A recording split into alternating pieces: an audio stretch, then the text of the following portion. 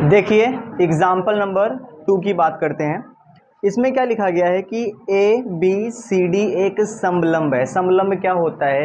एक ऐसी आकृति, है ना, ध्यान से देखना, एक ऐसी आकृति जिसमें क्या होता है कि इसकी दो भुजाएं तो समांतर होती हैं, यानी क्या होती हैं? समांतर। लेकिन अगर आप दो भुजाओं को ऐसे बढ़ा देंगे तो ये एक दूसरे को क्या करेंगी? प्रतिच्छेद कर देंगी, है ना। यह एक तरह का चतुर्भुज होता है और मैंने आपको समलंब चतुर्भुज के बारे में बताया है। समलंब चतुर्भुज में क्या होता है, इसकी दो भुजाएं समांतर होती हैं, क्या होती हैं, और बाकी की जो दो भुजाएं हैं वो एक दूसरे को कहीं न कहीं प्रतिच्छेद करती हैं, यानी इंटरसेक्ट करती हैं, यानी काट देती हैं। ठीक है, ये हमारे पास दिया गया है। तो यहाँ पे क्या है, ए बी सी डी एक समलंब है जिसमें ए बी जो है वो डी सी के समांतर है। अच्छा बताओ, ए बी किसके समांतर है? D C. ये दिया है ना। आगे बढ़ते हैं। असमांतर भुजाओं, असमांतर भुजा कौन सी है? मतलब जो समांतर नहीं हो, एडी और बीसी। तो ये जो असमांतर भुजाएं हैं, क्या हो रहा है, असमांतर भुजाओं एडी और बीसी पर क्रमशः बिंदु ई और एफ इस प्रकार है। सुनो ध्यान से, जो असमांतर भुजाएं हैं उस पे ये बिंदु ई और एफ इस प्रकार है स्थित है कि ई एफ भुजा ए बी के समांतर है। यानी ई एफ भुजा ए बी के क्या है? समांतर है। दोबारा सुनना, ए बी किसके समांतर है? डी सी के। और ई एफ किसके समांतर है? ए बी के, है ना। आगे बढ़ते हैं जी। तो दर्शाइए कि ए ई बटा ई डी, ए ई बटा ई डी और बराबर क्या हो जाएगा?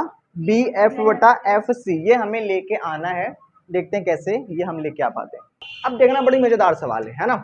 लिखते हैं हमें क्या क्या दिया है ना। जो ए बी है वह पैरेलल है किसके? डीसी के। ये हमारे पास दिया है ना। और हमें क्या पता है, और हमें क्या पता है कि जो ई एफ है, ई एफ ये भी पैरेलल ए बी के ही है ना। ई एफ किसके पैरेलल है? तो ऑटोमेटिक क्या हो जाएगा कि जो, यानी जो ई एफ है वह किसके पैरेलल हो जाएगा? डीसी के। सिंपल सी बात। आगे बढ़ते हैं आगे। ठीक है, हमें क्या सिद्ध करना है?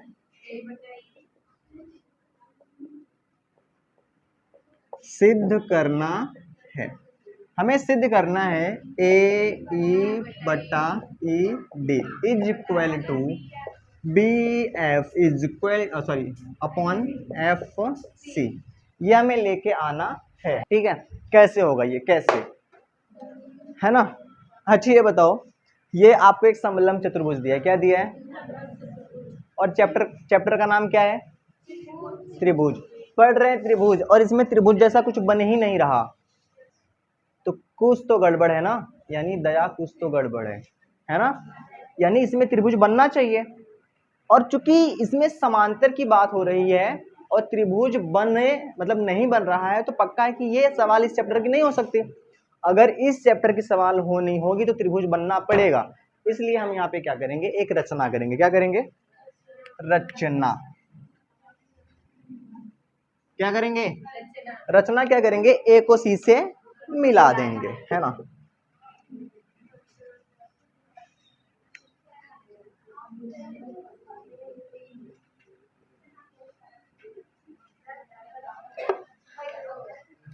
हमने क्या कर दिया, ए को सी से मिला दिया, है ना।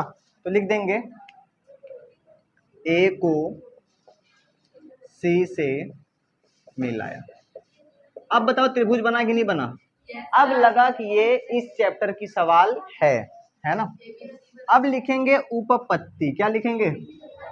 उपपत्ति। बात क्लियर है। यहाँ पे आपको ना दो त्रिभुज दिख रहे होंगे, ध्यान समझना, ए डी और सी, है ना, और एक ए बी सी। दो त्रिभुज दिखा आपको, ठीक है। अगर मैं त्रिभुज ए डी सी की बात करूं, है ना, ध्यान समझना, त्रिभुज ए डी सी में, बात क्लियर है ना, बात क्लियर है, ध्यान समझना बहुत ध्यान से, है ना। अच्छा यहाँ पे ई एफ है ना, और इस बिंदु को मैं ओ कह दे रहा हूँ। क्या कह दे रहा हूँ? ओ। ज्यादा कंफ्यूज होने की जरूरत नहीं है, बात क्लियर है। चलिए, अगर हम त्रिभुज ए डी और सी की बात करें, है ना, बात क्लियर है, तो ये बताओ, क्या अगर ई एफ डी सी के समांतर है तो खाली इतना भी तो इसके समांतर होगा, क्योंकि लेनिया तो वही जा रही है ना। तो क्या मैं ये कह सकता हूँ कि जो त्रिभुज एडीसी है उसमें यानी कि जो ई ओ है वह समांतर किसके है, डीसी के। अगर ये समांतर इसके हो गया, ई ओ डी के समांतर हो गया है ना, इसको लिख देंगे यदि, तब क्या हो जाएगा, तब क्या हो जाएगा मुझे बताइए। जैसे ही ई ओ इसके समांतर होगा तुरंत बीपीटी लग जाएगी, है ना, यानी कि ए ई बटा ई डी, है ना, ए ई बटा ई डी, ठीक है, ए ई बटा ई डी किसके बराबर हो जाएगा, ए ओ बटा ओ सी के, ए ओ बटा ओ सी के। ये समझ में आया। अरे आप सारा चित्र हटा दो, सिर्फ इतना चित्र देखो, है ना, ये सारा का सारा हटा दो, ये सारा का सारा, सिर्फ इसको देखो। अगर ये जो है वो इसके समांतर है तो ये बटा ये और ये बटा ये नहीं हो जाएगा, क्योंकि आपको मैंने पढ़ाया ना प्रमेय नंबर 1, वही बात है। इसको कह देंगे हंसते मुस्कुराते समीकरण नंबर 1। बात क्लियर है जी, बात क्लियर है। फिर लिखेंगे इसी प्रकार, क्या लिखेंगे, इसी प्रकार। अब त्रिभुज कौन सा लेंगे, त्रिभुज A B C, A B और सी, है ना, बात क्लियर है। इसमें बताना यदि ओ एफ किसके समांतर है, ओ एफ जो है वह ए बी के क्या है, समांतर है, तो तुरंत इसमें भी बीपीटी लग जाएगा ना। यहाँ पे आप लिख लेना, ठीक है, यहाँ पे थोड़ा सा यहाँ पे लिख लेना बीपीटी से, बीपीटी से, और ये है समीकरण नंबर 1। चलिए, अगर ओ एफ इसके समांतर है, अगर मैं इस त्रिभुज की बात कर रहा हूं, ठीक है, इसका मतलब क्या है, ए ओ बटे ओ सी बी एफ बटे एफ सी के बराबर हो जाएगा, है ना। तो लिख लेंगे, तब क्या हो जाएगा, तब क्या हो जाएगा, ए ओ बटे ओ सी और बी एफ बटे एफ सी। जैसे ही किसी त्रिभुज में किसी एक भुजा के समांतर अगर आपने कोई एक रेखा खींची है ना, तो होता क्या है कि जो भुजाओं के जो अनुपात हैं आपस में क्या होते हैं, बराबर होते हैं। ये बात हम किस बात से लिखते हैं, बीपीटी से लिखते हैं ना, ठीक है। इसलिए मैंने कहा है कि पहला वीडियो जरूर देखना, है ना, थेल्स प्रमेय को सिद्ध करने वाला। इसका नाम है समीकरण नंबर 2। क्या नाम है, समीकरण नंबर 2।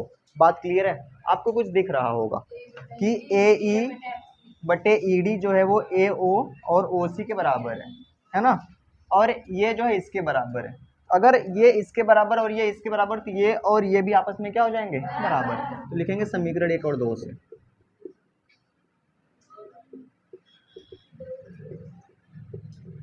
तो क्या हो जाएगा, ए ई बट्टा ई डी बराबर क्या हो जाएगा, बी एफ बटा एफ सी, और इसको लिख देंगे प्रूव्ड, यानी ये सिद्ध हो गया।